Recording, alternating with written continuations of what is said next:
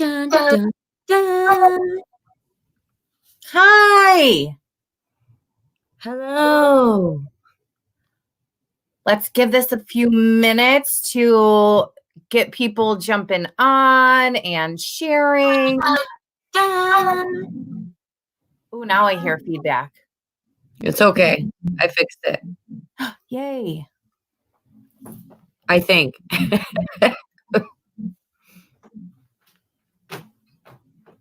Hi, people. Hello, everyone. Okay, people are jumping on. Share who you are, where you're from, and welcome to Sunday night with Karina and Neff. I am I'm gonna try and look at these. Hi, Aaron. I'm going to try and look at these. Hi, They come. Higgy is the one who turned us on to this program that we are using. And it's amazing. We love it. Hi, Amanda. Love your face and that handsome little boy. So we are, hi, Stephanie. Hi, Deanna. Hi, Steve. We are, well, where'd Karina Lee go? She just disappeared. Hopefully she'll pop back on here, but we watched church today together at home. We watched the Father's House and it was really nice. It was really good sermon. And that's kind of how we decided to pick our topic tonight. And I know Karina has shared that she is more spiritual as I am, and that we respect the fact that, you know, people believe in different higher powers and support that. I think that that's part of us meeting people really where they're at too, is accepting their beliefs for whatever that might be. Right. And I know some people have a hard time with that, but it's learning how to, as Karina and I were actually talking before we came on here, about understanding different people's perspectives. And that can be hard to do at points. Something that I'm always working on. I'm far from perfect. And I feel like when we get into recovery, and I'm going to use this word in our broadcast, there's that expectation that we have become perfect and we shouldn't be making mistakes, or people have an expectation of us that sometimes we can't fulfill. And you have to learn how to compromise with that. I'm just trying to figure out why I have feedback. Sorry, guys. You're still having that? Yeah, Deanna just commented and said that she can hear feedback when I talk. Huh. I'm not Iggy, sure. where are you? So, is she hearing it when I talk? I think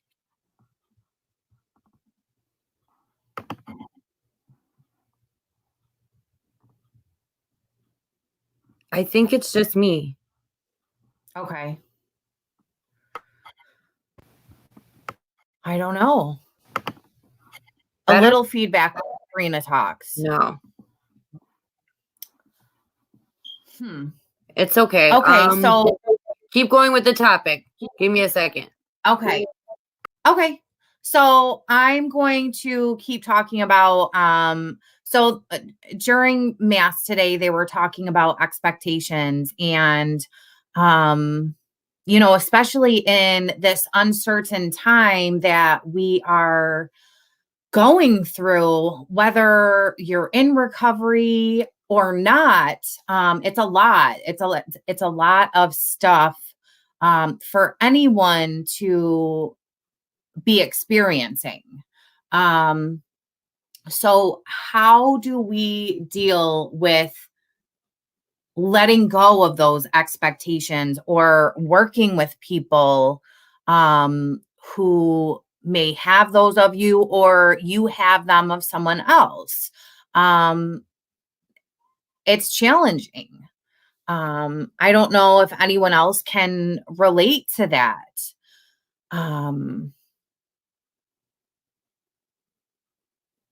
Sorry, I'm trying to see if a lot of stress, Steve says.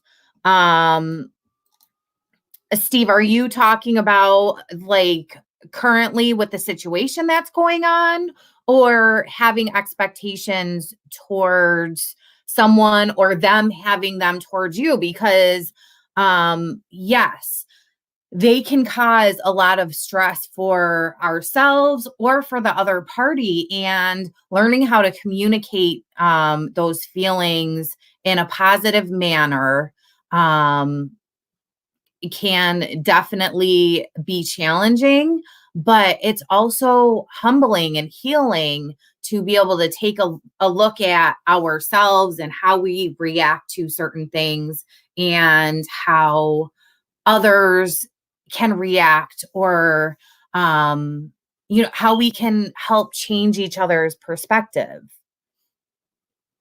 And yes, right now people who are in recovery are definitely going through a lot of challenges. They are, oh, she's back. But did it work? Oh, there we go. I still hear myself. Try turning your volume down a little bit more again, because you're super loud. That might be it.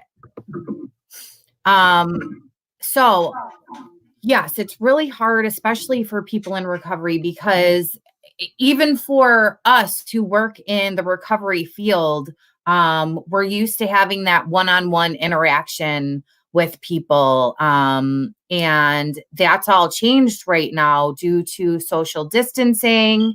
And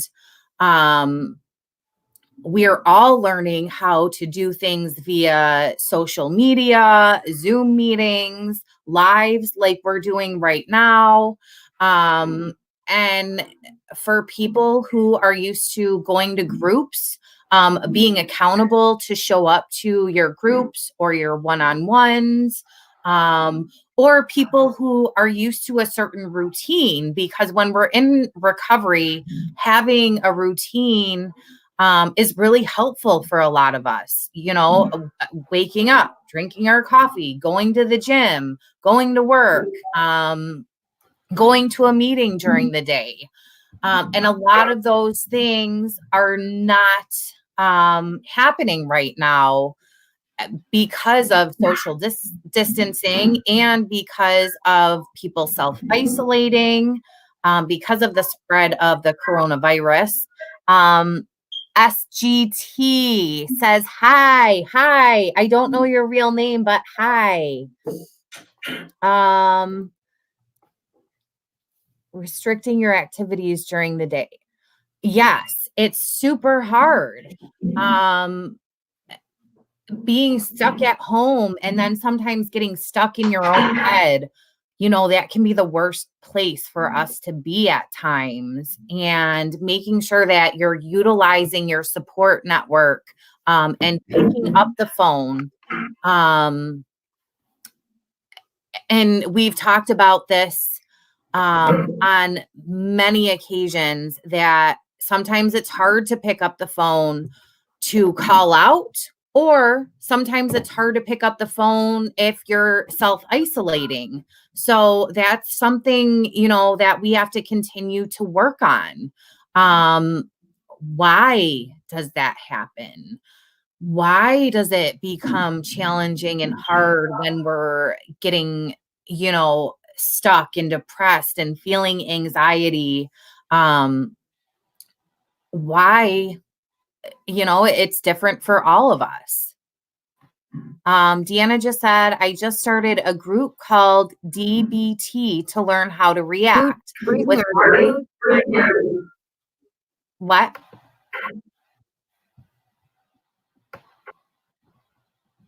Okay, sorry. Okay, I'm going to read this. Deanna said, I just started a group called DBT to learn how to react with all my past abuse. I take things personally and I don't know how to communicate properly. I say this because I'm not ashamed and maybe it can help someone. I hate it because it puts labels on my of being drama. So I'm excited to learn just because I've done steps that just doesn't help. It's challenging for me in fear of judgment. So I can relate to this. I have experienced a lot of trauma myself, and I think sometimes we feel as though we are being judged when people are just expressing their own feelings or what they're going through. I know that's something I've struggled with my whole life, not just during addiction, but I think that's something that we struggle with as adolescents and growing up. Fear of judgment is strong and controlling. It's similar to addiction. It makes us not reach out. Also wanting acceptance, wanting to feel accepted by everybody. That is something that I had a really hard time with in my journey and in my process. I won't ever forget when I was in my treatment program. One of the things that the person, and when I say the person, I mean like a staff member that I was extremely close with, was she told me that I needed to take the masks off.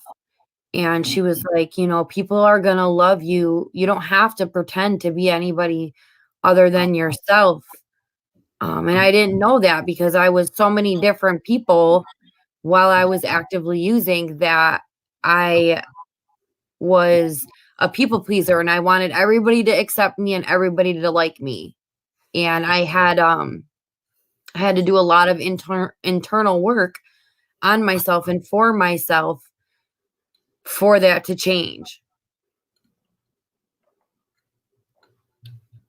Because now, I mean, I at least can say that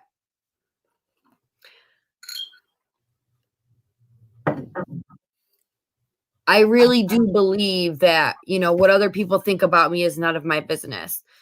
And now I will follow that up with, I'm not saying that if I hear something about, somebody saying something about me that it doesn't upset me, because of course it does. I'm human. But the difference for me today is that people are going to judge me no matter what I do. Everybody is always going to have an opinion about how I'm living my life, what how I'm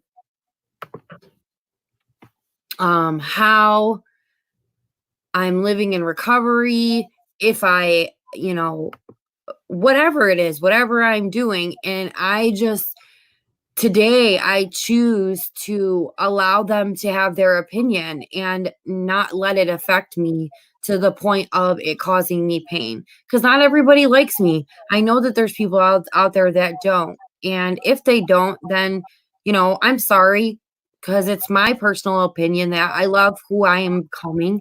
And you're missing out on a really good, loyal, faithful friend. And that's how I see it. But I also feel like having experiences that are or maybe negative with people are what cloud our judgment because of the expectations we have on how they should be reacting or responding to any situation.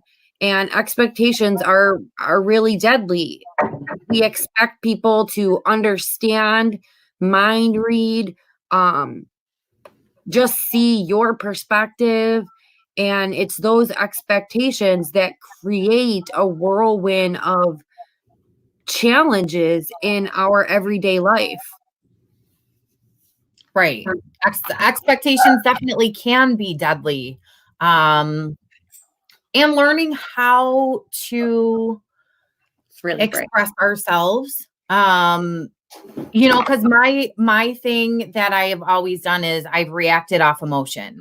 Ah, And um, so some people may take, things that I do now as a negative, where instead of reacting in a negative manner as I normally would, I remove myself from the situation. And I know that the growth is there. I can see the difference. And I think sometimes other people may not know that about me, and that's okay. Because I know what I'm doing. I know that I'm putting the work in to better myself, and that's all that we can continue to do. so even I, being a part of your journey and experience, know what kind of growth that is. But even with me saying that, obviously not everybody knows that or can see that, because you as open as everybody thinks that you are because of this organization, you're actually not. Right. You are actually the opposite of that. Well, you're very open about sharing your story and your struggles, when it comes to what's going on in your day-to-day life or what you're going through, personally, physically, mentally, you're not that apt to share. Right. And I think that that's something that you're also learning how to do better. Right. Absolutely. Because I'm what do you call it? An introvert. I would rather be at home. Um I am super outgoing. I love people, and not so much sometimes. I really love pets. They're great. But I love people. Um but I have extreme social anxiety. Going to clean up and outreach sometimes is difficult for me. Meeting new people is challenging for me. And it makes me uncomfortable. So I know that that is important for myself. They say all the time how if you're uncomfortable, then what you're doing is working. Um, and so I try to come out of my shell. Um, but yeah, it is. It's hard reaching out, and I don't think it matters how much time anyone has under their belt, or um, you know, we all learn things and take in information and process things differently. Um, like we Right. talked What's about, offensive to you might not be offensive to me whatsoever. right. Hope Dealers is all about multiple pathways to recovery and supporting people, and people having their own answers. And it goes with life. It goes hand in hand. We're all on these different journeys that are sometimes so similar. But sometimes look completely extreme and different to other people, and they judge and point fingers, and um it's learning how to be okay with um not being able to and not caring about what others' expectations are of you. Which I also think is really difficult and takes a lot of practice and really digging deep into yourself and why you feel like those expectations are necessary. Um, and I feel like with having expectations, it goes right along with, like people pleasing. Part of the reason why you have expectations is because you want to be accepted and you want or maybe have struggles with people pleasing. That was like my whole shebang. Right. Steve is saying at a very young age, we look to be accepted from our parents. Expectations sometimes met with failure from others. Others don't matter. Yeah. Yes. And then Michelle is saying, I so needed this tonight. Been having a rough time and in my head. You guys are amazing. Thank you so much for what you do. We do this Hi, for you, Michelle. Yes. And, we're all going through it. So that's what we're here for, because we feel like we're going through this alone and we're not.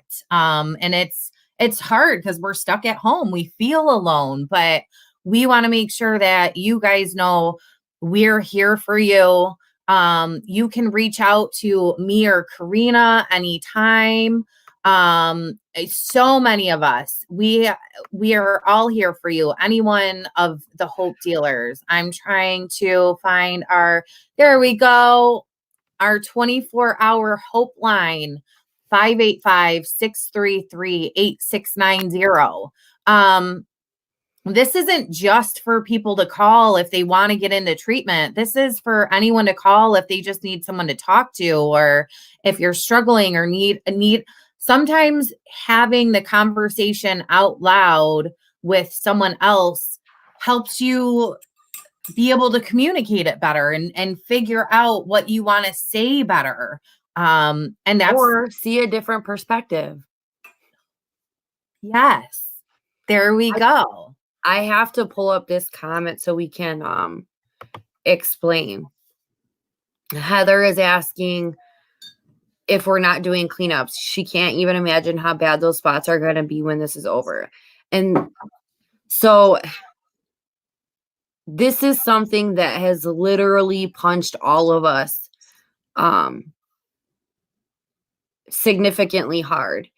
And I say that as an organization, not just with the pandemic that's going on, but for most of us, well, I won't even say most of us, but for some of us, this is what we do for our recovery. We, maybe 12-step meetings aren't our thing, but this is part of the foundation of our recovery and what we do.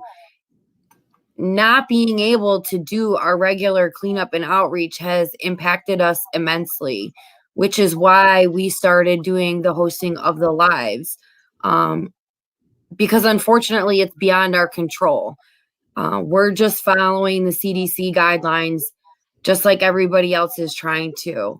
And you're right, Heather. It will be bad. It will be bad once this is over. When we finally get the okay to go back out, it's going to be bad, and you'll see our numbers and how many sharps we're picking up, or even how many more lunches we're handing out. That, although the good part is that the one thing that we are still doing aside from hosting the lives is that on Saturdays we have 2 cars go out because both of these people, each car, have been quarantined together. They live together. So they go out completely protected with masks, gloves, and they hand out some lunches and they do Narcan training and give out Narcan. So at least the community that knows us knows that we're still trying to reach them. And then on Sundays, when we would normally be operating, my incredible sidekick, I should call her now, Tara, will make up bags, pre-made bags that have lunch, food in them, hygiene kits, Narcan, and she will go and lay out the bags for people to come and grab them. And she doesn't stay because she can't. She can't put herself at risk, and as an organization, we couldn't allow her to do that. But it's still a way for us to let the people who are dependent on us being there know that throughout the pandemic, we are still trying to be there. Right. It definitely has hit us hard. When this started, um it it was to keep me sober because the traditional meetings didn't work. And going back to these places that I've used at, or porches that I've slept on, or alleys that I've shot up in, going back and reminding myself of how easily I could end up back in these places if I was to pick back up again is what has kept me sober, and I believe many of our volunteers. And we have built this bond, this family. And as many of you know, we are huggers, we're lovers. Killing me. We love on each other because we've been to hell and back. We know what it feels like to feel alone and unwanted and unloved. And we want to make sure that our members and anyone that we're working with knows how important they are to us, how much their lives matter. So yeah, it's been hard, and it's gonna be bad when we go out there. I don't know if anyone follows the Rochester area crime alerts page, but there's been a spike in overdoses. There's been a lot of crimes. With the United States being pretty much shut off from the rest of the world and vice versa, it's got to be challenging getting drugs in from China or Afghanistan or wherever they're coming in from. It's going to be hard when they run out, and they're going to be more expensive, and a lot of people are going to be going through withdrawal. And I guess it's scary for us who are either in active addiction or have family members in active addiction, or who are working in the treatment field, wondering what it's going to be like in the next few months if people are going to have access as they need it. It's really scary to think about. Because they might not. That's even more scary. Depending on how long this lasts or how far out it goes. I mean, we already know how difficult it is to get people into treatment when they're ready. So imagine if treatment centers start shutting down, or they have to shut down because, somebody comes in and they have the virus. Then what do they do? That's the really scary part about it. That really scares me. Me too. We have a few comments. Katie says, I've lived a lot of my life trying to make people happy and love me, and it has only resulted in neglecting the ones that really love me and fueling my addiction. I can absolutely relate to that. After, I was married to my husband for 14 years, who I love and honor. But we had a really toxic relationship. he was my drug just as much as my drugs are. And him and my drugs, made it easy for me to push away the ones who loved me also, or loved me in a healthy way. Hi, Crystal and Heather. And then we have another comment. Amanda, I've needed this so bad tonight as well. I've been in this depression, anxiety thing lately. I'm trying to come out of it, but it's been so extremely hard. I have things to look forward to. I do, but everyone sees what's going on with me. But I'm working on it. It's a work in progress. Listening to you guys does help. It makes me feel like I'm actually being heard. Sometimes the people you're around, sometimes the people you're around, all the ones aren't the ones you want to reach out to. Yeah. I'm sorry. Go. I have to just comment on that, Amanda. First, let me seriously commend you for being brave enough to share that, because allowing ourselves to be vulnerable and actually sharing that we're having a hard time is much more difficult than people want to admit until it actually comes out of our mouth. So that's the first thing I want to say. The second thing that I want to say is that you can private message me anytime, because you're right. Sometimes, we're selective about who we want to share things with, and it's hard sometimes to trust people or to let people in, especially if you have a history of trauma or maybe abandonment issues. Letting people into our lives can be scary. But I personally feel like it's the only way that we can get through our feelings that we're really experiencing the first time while being in recovery is by reaching out to other people.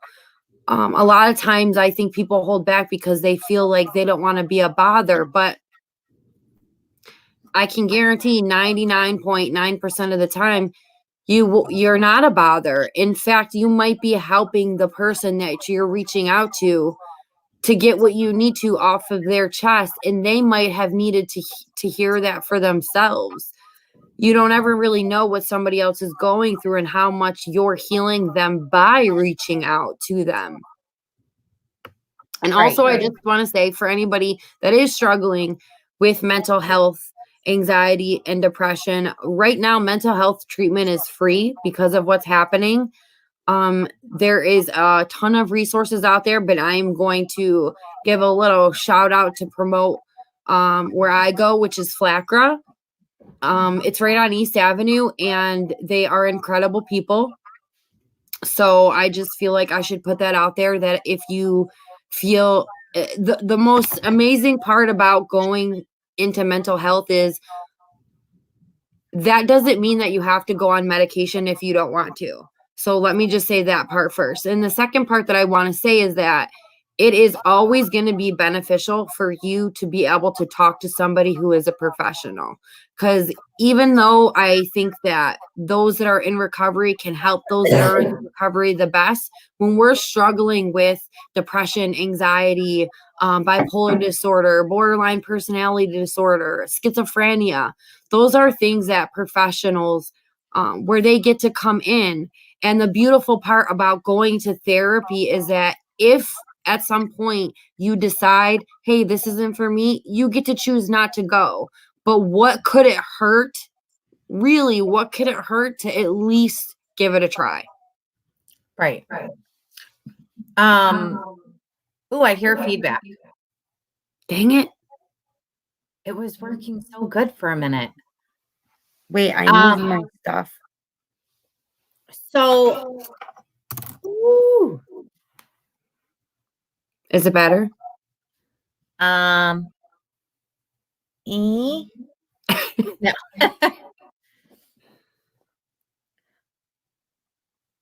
I don't know. I have a message pulled up. I can hear myself. Oh, you have feedback. I don't have feedback.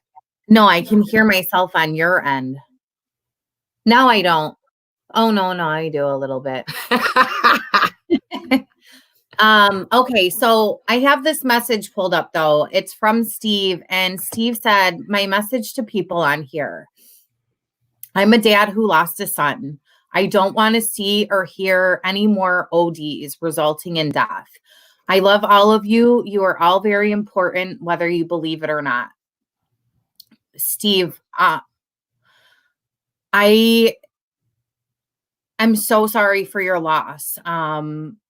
I can't imagine what it's like to lose a child to an overdose. I did lose a daughter who was only a few hours old, but I couldn't imagine losing a child that I have, raised and built a bond with. I know how hard it is for my mother-in-law and so many of our friends and family. And we're here just as much for anyone struggling with addiction, whether it's the person who has substance use disorder or not. And we just appreciate you so much being on and joining us and helping us spread the message of hope.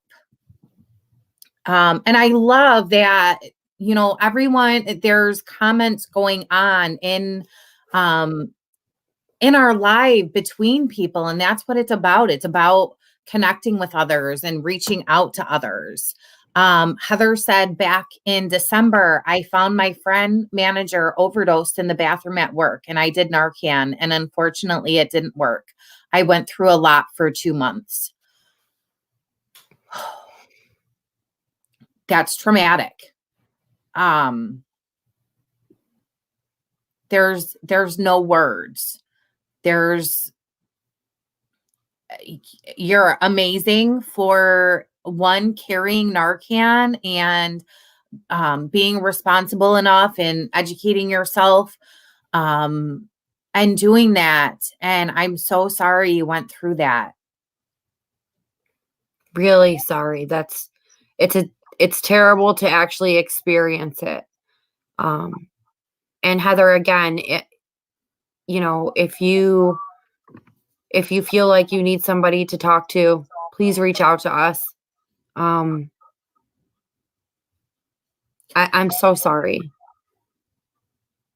Grief is awful. And a lot of times, I think people feel like there's this time frame that we have to grieve in. And we can repeat the stages for the rest of our lives. There's no time frame. There's no right or wrong way to grieve. And we're here for you. Amanda is saying thank you. Definitely sorry for the typo. LOL. I'm a pretty honest person, but I seem so repetitive to the people I'm around all the time. And that's good. Keep expressing yourself. Keep saying what you feel and what you need. That is commendable to be able to do that. And if they're feeling you're being repetitive, that's okay. So that comment is coming from one above from Amanda, of her saying that she no longer goes to meetings, that it wasn't for her, that she's done the steps and everything, but needed something different, something more. Hey, girl. So this is where I am really and extremely passionate. So I'm going to take a moment, and I hope you're listening loud and clear to me, Amanda. That is okay.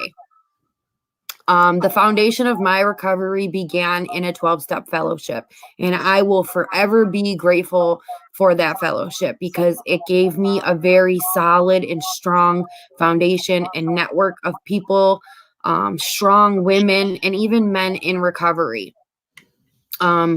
For quite some time, it was for me. I was very involved, maybe even overly involved. But I reached a point where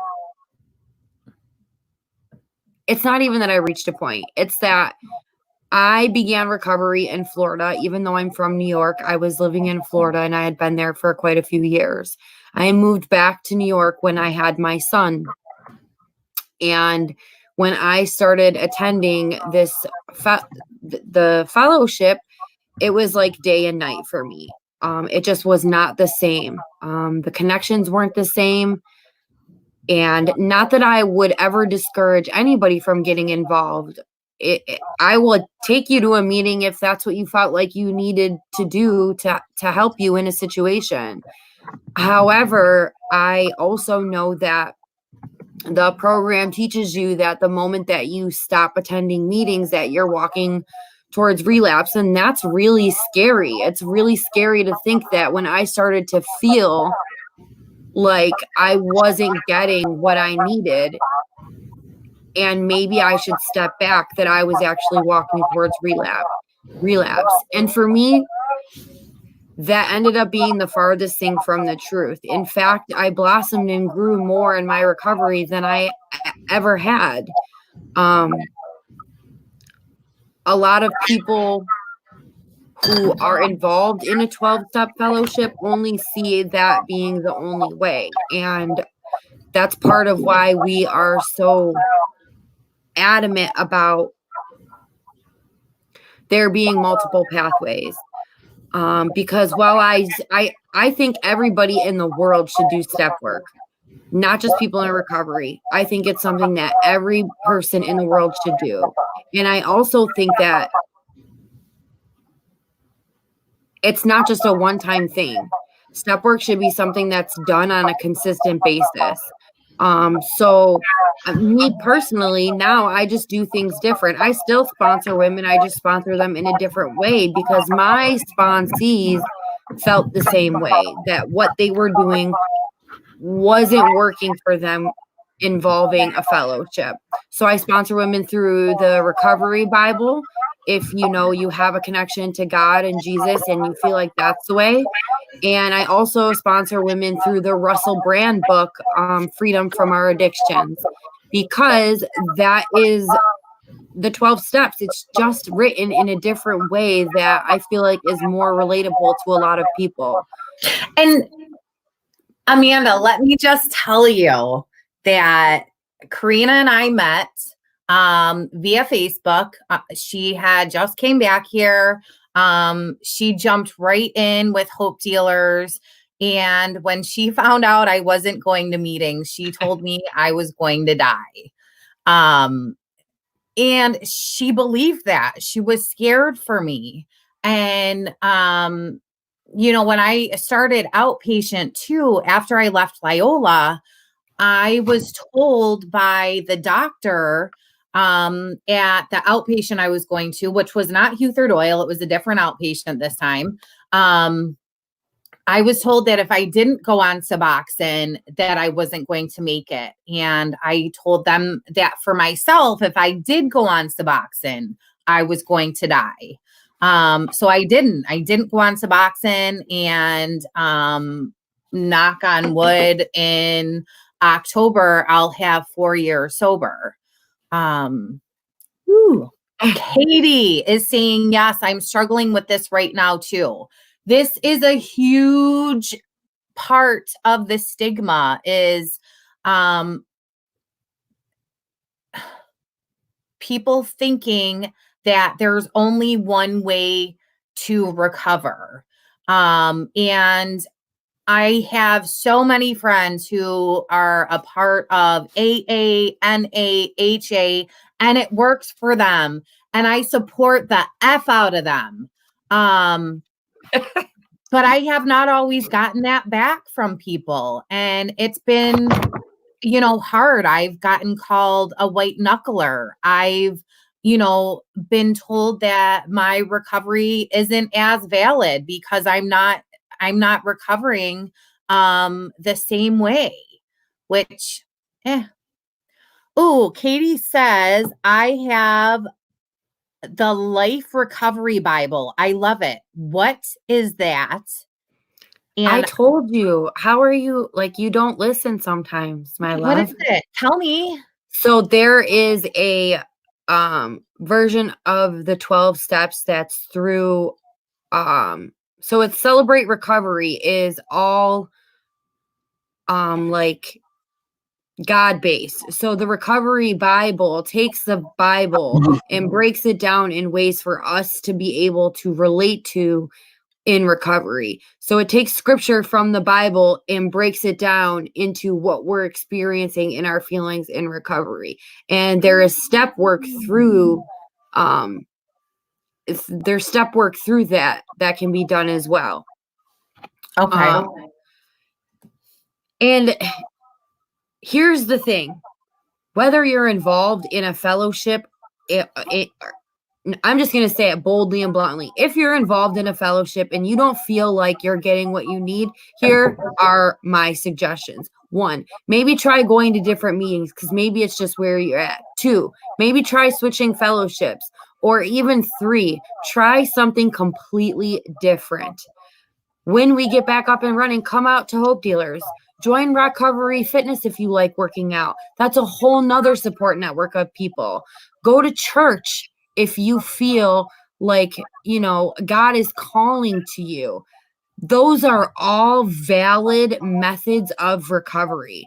And if there are people in your life who are telling you that they are not, then you should probably assess the people that are in your life. Because what I can say is that, so in June, it'll be 3 years that I've been back in New York, right? Yes. Right? Yes. Yes. It'll be 3 years that I have been back into New York. So it has been, we'll say 2 years and 8 months since I have stepped into the rooms for a meeting for myself. I have taken clients. I have sat through meetings with them to support them. I've gone with friends, but for myself, it's been almost 3 years since I went into a meeting for myself. And again, it's my personal belief that I've grown more in the last 3 years than I did in my first 2, because same for me, God willing, on May 21st, I almost said Legend's birthday.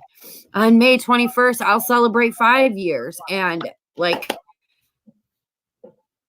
being told that this is the only way or you're going to die is what will kill people. Right. Aaron AJC is saying that he's listened to Russell Brand a lot, and actually, whoa, holy feedback now.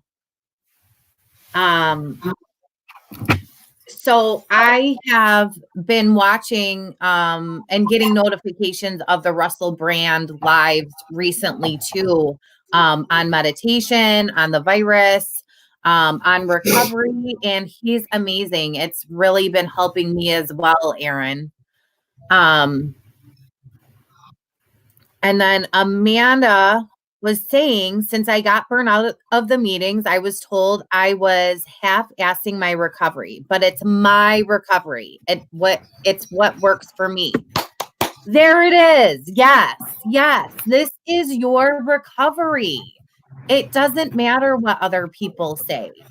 As long as you're growing and, you have your support network and the people who will call you out on your shit. And that's, she's right there, right? I'm like, right there. She's one of them. There's so many people in our organization who, if I'm messing up, I know will call me out and tell me I need to, look at myself and figure out what is going on.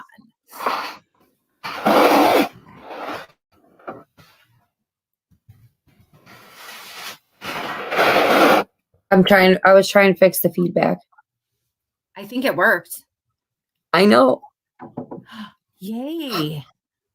Okay, don't move. I'm not. Just like that. I'm like frozen. What? I'm frozen. Not in real life. I'm just. Okay. So we made it through the weekend. What did you guys do this weekend to get out of the house? I know Saturday was kind of cold, but today was nice. We got out. We went to actually Karina suggested it, and I was looking at a book that we have on waterfalls and parks around here. So we went to a place called Corbett's Glen, which was really cool. And then we climbed Indian Hill, which was really cool. But something else we've been talking about is back to the basics. What are the most important things in life? It's your family. It's being healthy and mindful and self-care. And that's all things that I really tried to do this weekend.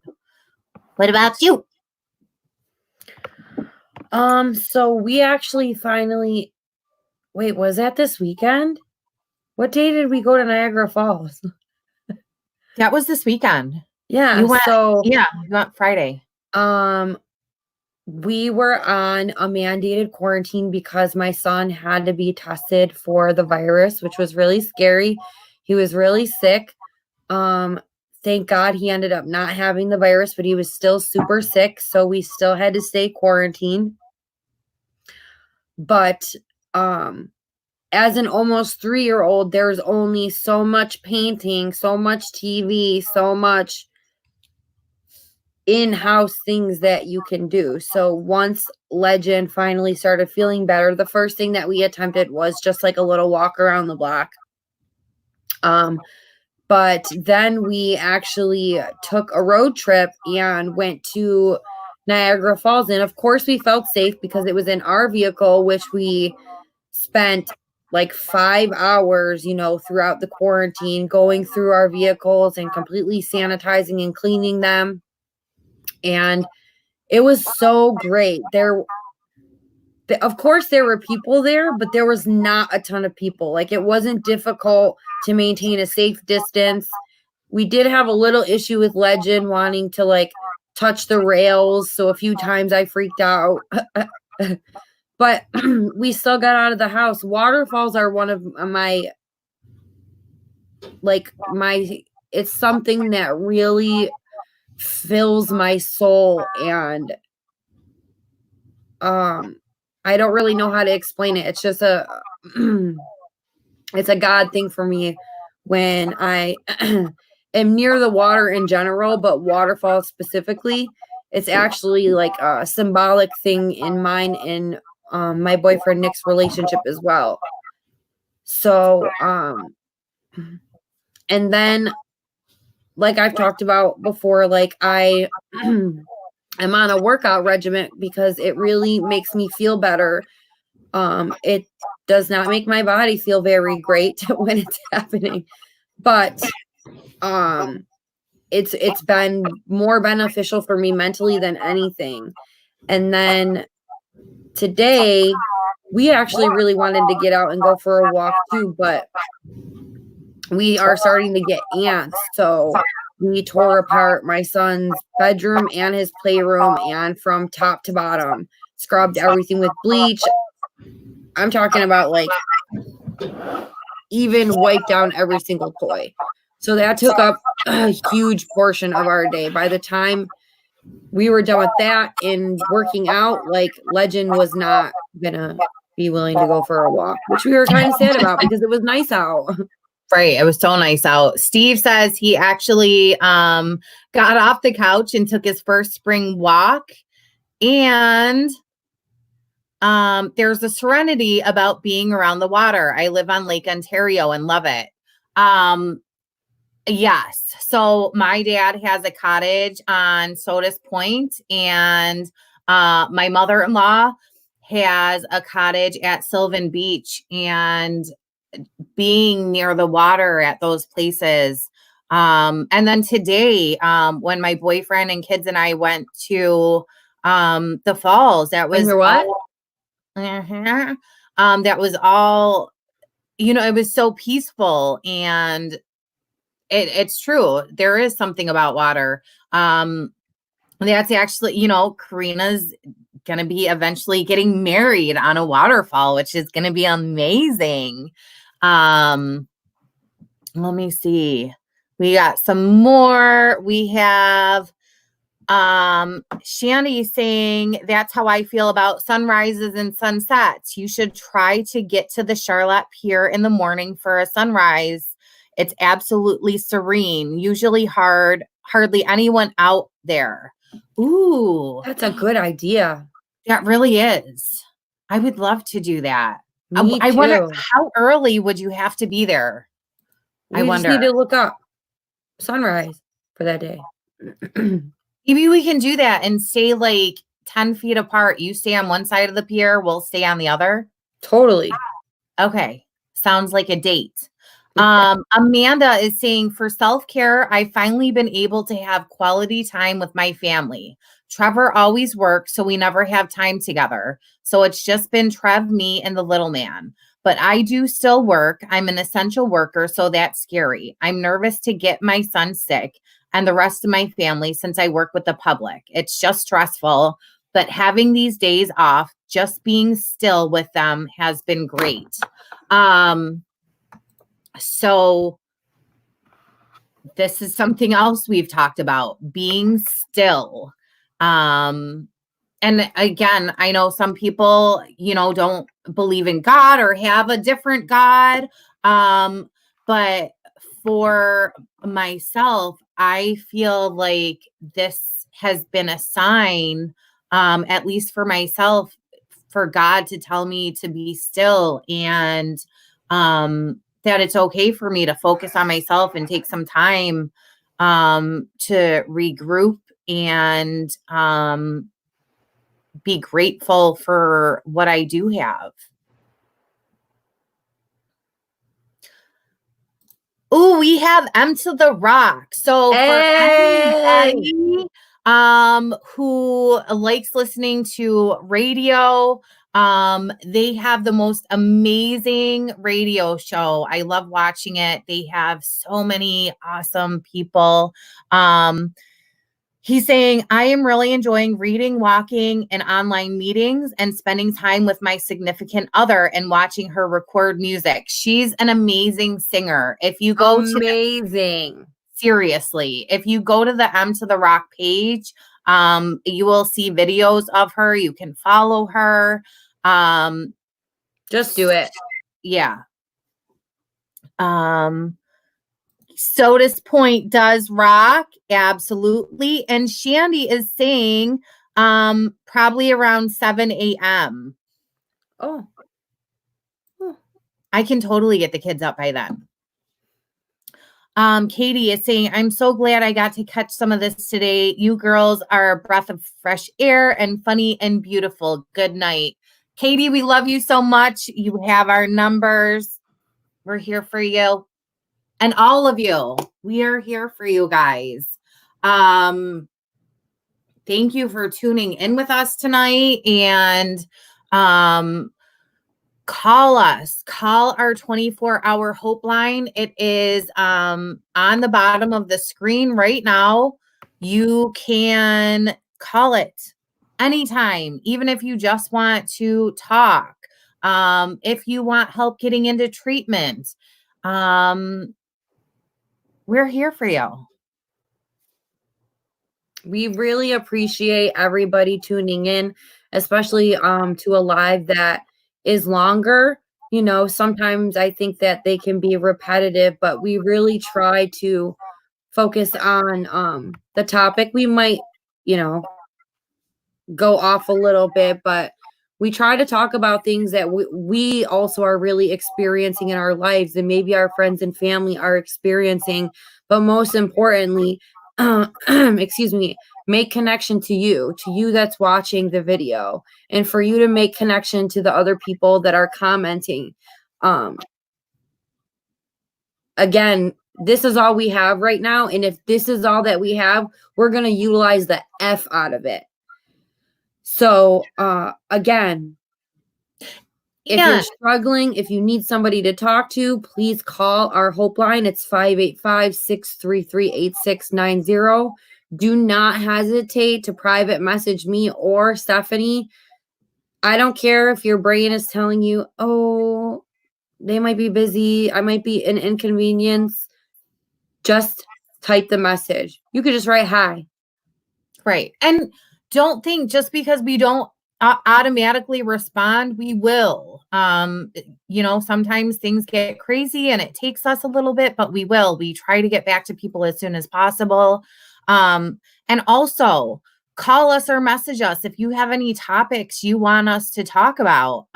We are working on this Saturday having a mom's parents group to talk about, their struggles with their children and active addiction and grief, because it's important to hear every aspect and to get every voice heard, and keep shattering the stigma attached to substance use disorder.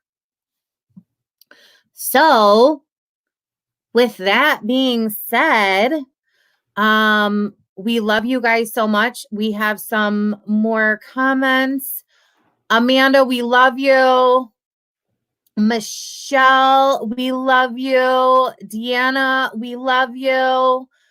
Thank you, Em. We love you right back. Shandy, we love you. We hope you guys all stay safe. Reach out if you're struggling. And let's make it a great week. Be the change. Remember, tomorrow is Monday, so you will see Stephanie's glorious face in the morning for a check-in. And then at 8 p.m., you get to see the incredible Patrick and his amazing wife, Casey. They always have great things to say and to share. So don't forget, every day we have lives. It's on our page. We post it on our personal pages as well. If you're not friends with us, feel free to send us a friend request. That way you can stay up to date with what and when our lives are, because we do have them every day. And like and follow our page so you can get updates on what's going on. And we love you. Thank you guys. I love you. Love you. See you guys tomorrow.